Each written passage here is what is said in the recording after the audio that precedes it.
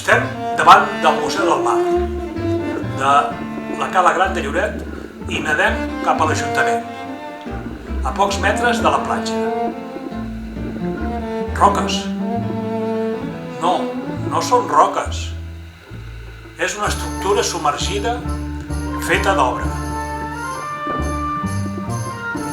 Sabíeu que aquesta obra ha estat molts anys ensorrada i que aquest any, com que hi ha poca sorra a la platja, ha quedat al descobert? Això què és? Són bigues, bigues de ferro.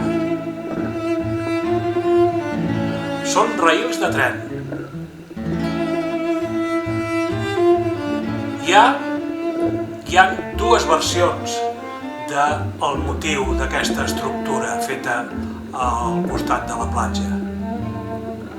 Diuen que van ser uns alemanys que van construir l'obra amb raïls de tren i formigó per guarir l'Ajuntament dels temporals de llevant. Però aquests alemanys van tenir que marxar per cames perquè amb el primer temporal la defensa es va trencar.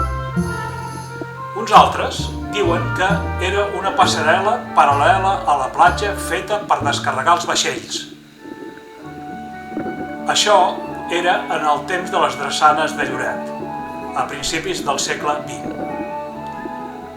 Sabeu que dos pescadors de Lloret treien els raïls de tren amb l'ajuda del cabrestrant per vendre'ls per ferralla en els anys de la postguerra?